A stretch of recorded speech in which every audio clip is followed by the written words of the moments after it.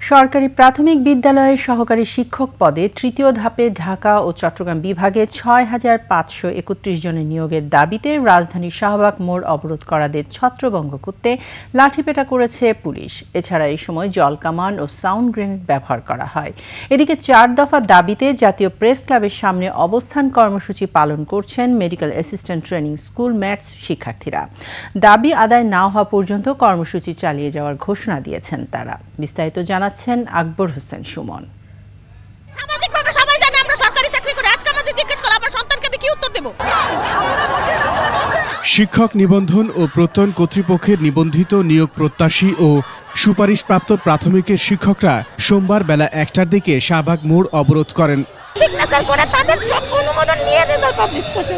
এখানে আমাদের কি দোষ বলেন? হাইকোর্ট আমাদের বিপক্ষে চলে গেছে, সব আমাদের শুনানি পক্ষে থাকার পরে কিভাবে বিপক্ষে যায়? 2 বছর ধরে একটা চাকরির জন্য এত কিছু হচ্ছে, আমাদের সাথে অন্যায় অবিচারের শেষ কোথায় হবে?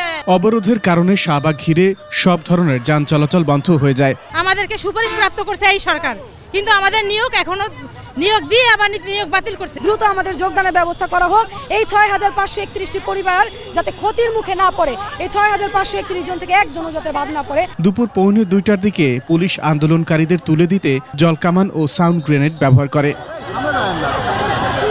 লাঠিচার্জ হয় এই সময়, এতে অন্তত ২০ জন আহত হন। গ্রেপ্তার না, আমরা আপাতত যারা বেশি উচ্ছৃঙ্খল আচরণ করছে তাদের রাখছি, দেখি পরে ওটা দেখব। কালার এক্সপার্ট, জর্জ স্যাপ এবং মাইল্ড অন হ্যান্ডস টেকনোলজি সমৃদ্ধ অরিক্স ক্রিস্টাল ওয়াশ আপনার লন্ড্রি এক্সপার্ট। গত ১৯ নভেম্বর সরকারি প্রাথমিক বিদ্যালয়ের সহকারী শিক্ষক পদে তৃতীয় ধাপে ৬,৫৩১ জনের নিয়োগপত্র প্রদানের সিদ্ধান্ত স্থগিত করেন হাইকোর্ট। কোটা পদ্ধতি অনুসরণ করে নিয়োগ দেওয়ায় উচ্চ আদালত এ আদেশ দেন। এদিকে শূন্য পদে নিয়োগ ও নতুন পদ সৃষ্টি, প্রতিষ্ঠানের নাম ও কোর্স কারিকুলাম সংশোধন, ক্লিনিক্যাল বিষয় উচ্চশিক্ষা এবং স্বতন্ত্র শিক্ষা বোর্ড প্রতিষ্ঠার দাবিতে বিক্ষোভ কর্মসূচি অব্যাহত রেখেছেন ম্যাটস শিক্ষার্থীরা। সোমবার জাতীয় প্রেস ক্লাবের সামনে অবস্থান কর্মসূচি পালন করেন তারা।